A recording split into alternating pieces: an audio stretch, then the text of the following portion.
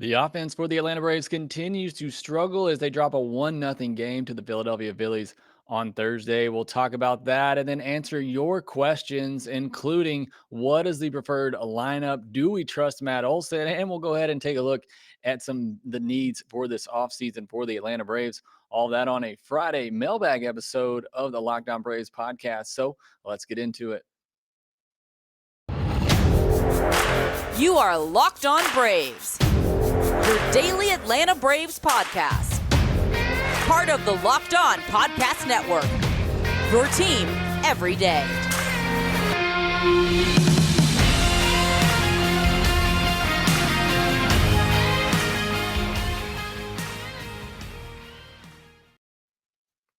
Hey, and welcome back to the Locked On Braves podcast. I am your host, Jake Mastroianni. The Locked On Braves podcast is brought to you as part of the Locked On Sports Atlanta. Make sure you follow Locked On Sports Atlanta on YouTube, where you can get the postcast with me and Grant McCauley after every Atlanta Braves game. Again, I'm Jake Mastroianni. You can follow me on Twitter at shortstopball and check out my bio there to see where I'm covering the game of baseball, including the Atlanta Braves in written form over at tomahawktake.com, where I'm the co-editor. Also, make sure you follow the podcast on Twitter at @LockedOn_Braves. Send in any questions, comments, or feedback you have for the podcast. I'll be answering some of those questions on today's podcast. And if you are watching on YouTube, please do me a favor, hit that thumbs up button and that notification bell, as it does help support me and the show a ton when you do that. And thanks for making Locked On Braves your first listen of each and every day. We post episodes daily, 5 days a week, Monday through Friday, and are free and available on all platforms. Today's episode is brought to you by BetOnline. BetOnline has you covered this season with more props, odds, and lines than ever before. BetOnline, where the game starts. On today's podcast, we're going to briefly talk about Thursday's frustrating loss to the Philadelphia Phillies, 1-0. Talk about that offense and just how bad they've been really for the last week and a half now. And then we're going to move into your questions. Got a lot of really good questions. Want to talk about Matt Olson, lineup construction, the health of Acuna, what the Braves may do in the offseason and some of their biggest needs. So we'll answer all those questions, and then we'll set you up for the weekend as well, as the Braves try to get back on track as they face these Philadelphia Phillies 3 more times.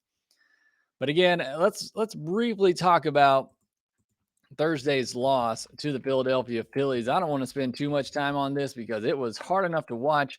I'm sure it's hard enough to talk about, but the Braves do lose 1-0. Just a crazy game. I mean, you had to win absolutely howling in. You had an umpire who was not competent behind the plate, had no idea what was going on. And both of those things affected both teams. The Phillies hit 2 balls I thought were no doubters, and the wind knocked them down. The Braves had at least one such swing, and the Phillies had calls go against them. The ninth place batter, Guthrie, he struck out on a pitch that was almost in the dirt. And then there obviously was the big call in the 9th inning against Robbie Grossman that should have been ball 4, should have set up first and second for Dansby Swanson, but was not to be. So just a lot of kind of weird things that happened, but you got to play through those things. The Braves weren't able to do that, and because of that, they lose 1-0. They lose a half a game in the NL East with the Mets off, and the offense just continues to struggle. No runs on 6 hits, 2 walks, 9 strikeouts. Facing a starter in Ranger Suarez, not necessarily a strikeout pitcher, a guy the Braves have now seen 5 times this year, and they couldn't get anything working against him. I don't like that at all. I feel like the Braves have not adjusted to him, and he's adjusted to the Braves. You know what his game plan is, what he's trying to do. He's trying to get you to swing on top of that sinker. You got to see the ball up, and the Braves just weren't patient enough, and they kept swinging at those pitches down in the zone and kept rolling over into easy first pitch groundouts. And that to me was what was most frustrating about this game from an offensive standpoint. And they had opportunities over 6 with runners in scoring position, 9 left on base. They had chances to score in this game. They had opportunities to do damage. Nobody could come up with that big hit. And again, because the wind was blowing in, home runs weren't really a factor. And we've talked about it. The Braves struggle when they're not getting those home runs. They're not getting those extra base hits. They're not stringing hits together. And with Acuna out of the lineup, it really makes this lineup feel a lot slower.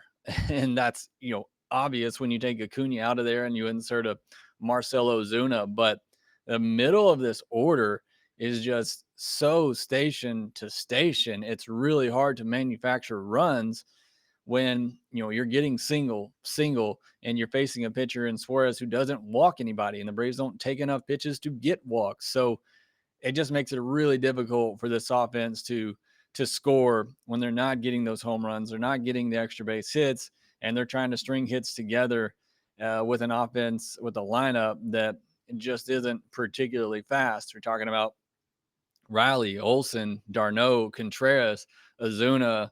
Those guys, they don't move particularly well. Grossman, okay, can move. And then obviously Grissom, Harris, and Swanson were your fast guys in the lineup, but just makes it a lot harder to try to manufacture runs. And this offense, I've really been talking about it for over a week now, really since the end of that West Coast trip. Really been struggling lately. Over their last 10 games, they're averaging 3.5 runs per game.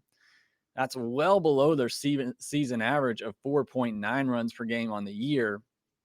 You look at September as a whole, they're right at 4.5 runs per game, which again, not too much lower than their season average. But these last 10 games in particular, this offense has really slowed down. And we've talked about it. A lot of that has to do with the guys at the top of the order, whether it's, Acuna, who's been okay, Swanson, again, been okay, but Riley and Olson in the middle just haven't been able to get things going. Now, that was a good thing from Thursday's game. Riley was 3 for 3, got hit by a pitch that grazed him. Like, I get it. You want to get on base. I would have liked Riley see, stay in the box. We need him to hit those home runs. And, the guy was already, 3 for 3 on the night, but, get on base however you can. Certainly not questioning, his motives there. But again, a good sign for him that he's able to rack up 3 hits. I mentioned Acuna out of the lineup with a back issue. Just frustrating. I know for him more than anybody, but Braves need Acuna in there. And it kind of seemed like he was getting things going both offensively and defensively. And now to have something else kind of flare up on him, it's frustrating. The Braves got to have him. They don't just have to have him in the lineup, they have to have him defensively. They need him in right field. We've talked about that. So hopefully it's something minor and he's back out there on Friday night and over the weekend and down the stretch. But certainly, Braves are going to be cautious with him. On the mound, Max Fried, look, he struggled. And I feel like he's been quote unquote struggling for the last, couple of starts, especially. And I say struggling in the sense that he's just fighting his command. He's not locating as precisely as we're used to Max Fried locating. All that said, still been very effective. 9 straight starts of 2 earns or less. So, I mean, he is getting the job done, but he's having to battle within himself, within the game in order to get through these innings. 5 innings, 5 hits, 1 walk, 1 earned, 8 strikeouts, and 107 pitches. And he got a little bit of help from the umpire as well. Had some calls go his way in some big spots, but there's no doubt, this was not an easy game for Max Fried. And I just don't feel like we've seen him have that easy game for a while now. Again, still been really good, been really effective. Again, giving up 2 earned or less just about every time he goes out. But we just haven't seen things come easy for Max Fried lately, whatever the reasoning for that. So again, whether that's, fatigue from a long season, which I think is justified after the Braves going deep into the postseason last year. You've had to battle all year. I talked about this, and my biggest concerns on yesterday's podcast is, this team played a long season last year. They've been grinding all year long to try to get back in this division race. Understandable that these guys may be getting a little tired down the stretch here. So again, I'm not suggesting that for Max Fried. I'm just pointing out the last several starts now, it just feels like he is really having to battle to get through these outings. Not many clean outings, not many clean innings. It's just been a struggle for him. Still been good, still been great, still been ace type Max Fried, but would love to see him get back to that guy who's, constantly going 6, 7 innings, rather easily under 100 pitches. So, again, gave his team a chance to win. Pitching staff did their job. Offense has to step up, and they know that. And it starts with those guys at the top of the order. They got to get it done.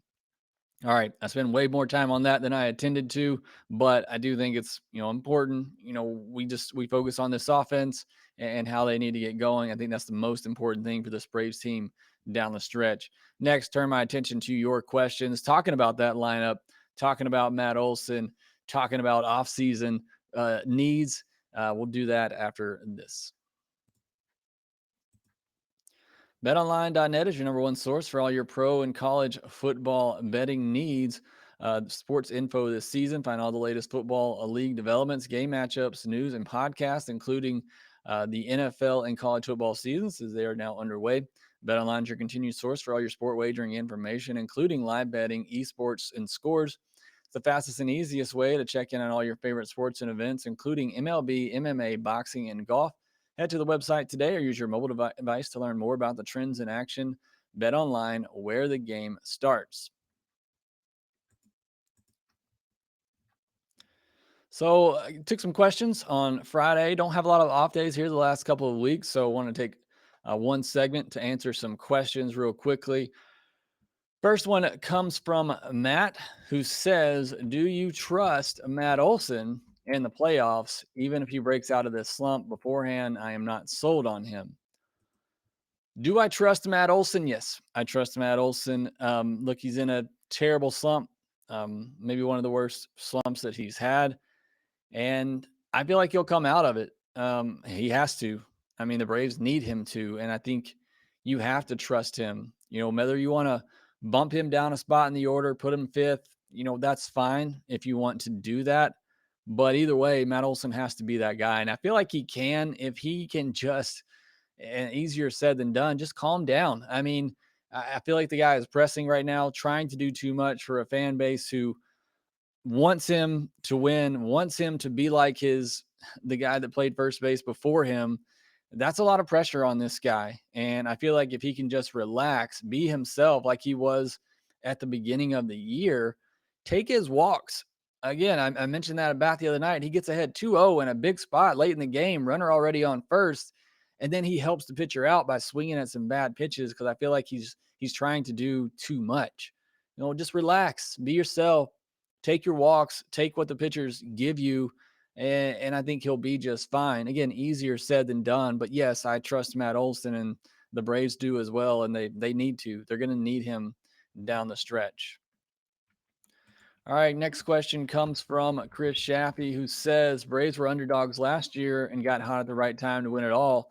If they don't win the division, they still have the heart and talent to do it all again. They just went on a winning streak, but have now lost 2. Do you think they are a game away from getting hot again? And it's a funny question to me in the sense that, and I get where Chris is coming from because I'm right there, but he mentions it. They just had a 5-game winning streak. They lose 2 in a row, and it feels like the wheels are falling off. I mean, I think that's the expectations for this team now. And again, where we are in the year where they have to win every game if they want to win this division. So you lose 2 in a row, and yeah, the fan base is panicking a little bit. So do I think they're a game away? Yes. I think this offense, I think these players are a game away, a swing away from getting hot, getting going. Look, I don't feel like they've played their best baseball the past 2 weeks, and yet they've still been winning games. Yet they're still only a game and a half out of the NL East. So even when this team's not playing their best, they've proven they can still win games. But I do believe, they're a game or 2 away of just having some good at bats. I go back to the series at Citi Field where the Braves were just embarrassed by the Mets and the at bats were terrible. And after that, you saw a concerted effort and a change in the approach at the plate. And the Braves did that for 2 or 3 weeks and had a really good run. Now I feel like they're back in this rut of just having these bad at bats and chasing pitches and swinging at bat pitches early in the count and getting ahead in the count and then just swinging at a pitch that they think is going to be there. Again, hitting's not easy, but I just feel like the at bats really for the last 2 weeks or so now just haven't been those competitive, postseason type at bats that the Braves are capable of having. And again, that I think they had after that series in Citi Field where they played so good for 2 or 3 weeks. We're just not seeing that. And again, that could be just part of fatigue. They're getting worn down. It's a long season. They played really hard to get back to this point. They know they have a long stretch ahead of them in the postseason. So, again, I'm not trying to make excuses for them, but I just feel like they haven't been having that postseason type of approach at the plate for a couple of weeks now. And I think it's showing with the type of offense or lack of offense that they have at the moment. But yeah, I feel like they can turn it on quickly and get going. I have all the confidence in the world that this offense can do so. Next question comes from Ali Gizelbish. Sorry, probably completely butchered that. Says, what is the biggest offseason need to address? Rotation, outfield, another option at first base. Yeah, that's not going to happen, Ollie. Matt Olson is there, and I trust Matt Olson. I think he's going to have a big 2023, just personally. And I don't think he's been bad in 2022, but I just think settled in another year. I think he's going to have a big 2023. But either way, looking at the biggest offseason needs, I think it's probably going to be in the rotation. I don't think Charlie's coming back. It's been kind of a rough year for him coming off a big injury. And then it's just kind of been inconsistent, still been, relatively good. But I don't think the Braves are bringing him back at that price point. If they bring him back, it'll be in a much lower price point. But I think it's going to be the rotation. Do they go out and get another arm at the top? Are they fine with Fried and Strider and Wright and then bringing along an Elder or a Kyle Muller? So I think it's probably going to be the rotation. I mean, the offense is set. Where are you going to make upgrades? Catcher is set, first base, second base, third base. I skipped over shortstop there. I guess that will be the need to address if you don't bring back Swanson. So that's probably your answer there. I guess I'm just in my mind. I'm thinking Swanson's coming back, but if he doesn't come back, shortstop becomes by far the biggest offseason need to address. So assuming he is a free agent, that is the answer. Shortstop. I think it's one of the most important positions in the sport.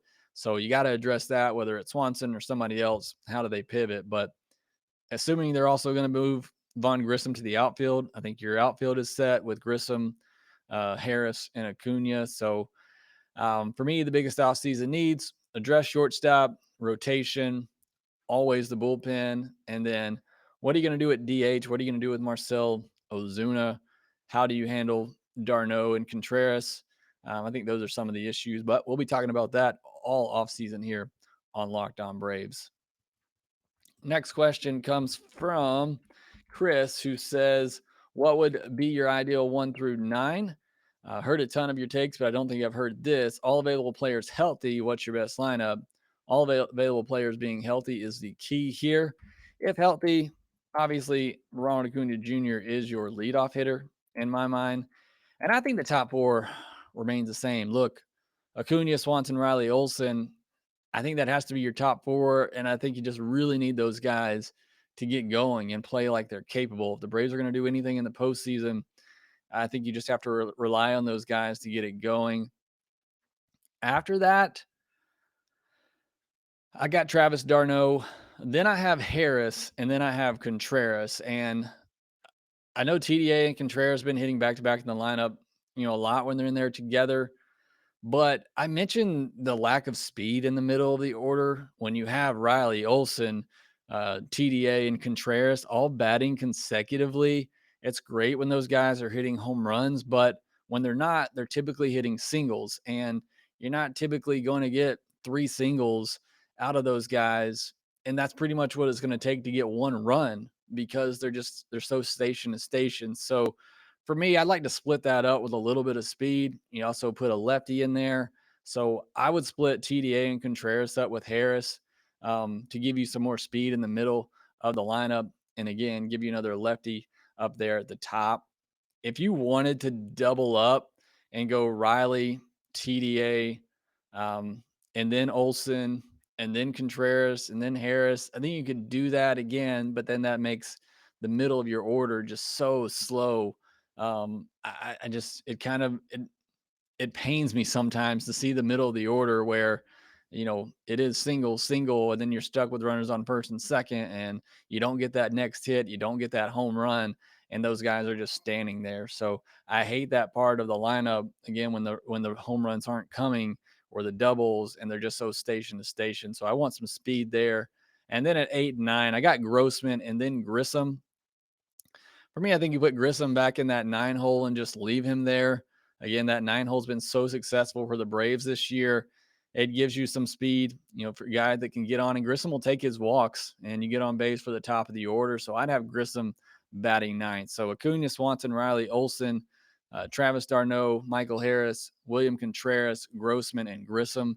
That's my ideal lineup right now. Really, whether righty or lefty. I mean, if you wanted to put Rosario there instead of Grossman against righties, I guess you could do that, but I just like the at-bats that Grossman gives you the majority of the time. Should have had a big walk in the ninth inning on Thursday. So that's my lineup. Let me know yours in the comments below.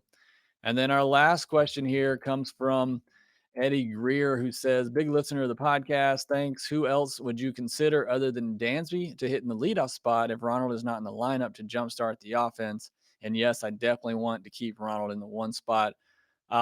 For me, it's Michael Harris. I mean, if you're not going to have Ronald up there, why not put Harris up there? Maybe that's a lot of pressure on a young kid, but I like having that speed at the top of the lineup. He has shown power at the major league level. Didn't show a ton at the minor league level, but he has shown it at the major league level. So for me, the obvious choice is Michael Harris. Again, might be a lot of pressure on him, but I'd put Michael Harris at the top if Acuna can't do it. So that'd be my answer. Again, let me know yours in the comments below. All right, next we'll turn our attention to the weekend. Braves trying to get on track, and I got some unfortunate news for Mike Soroka that we'll talk about next.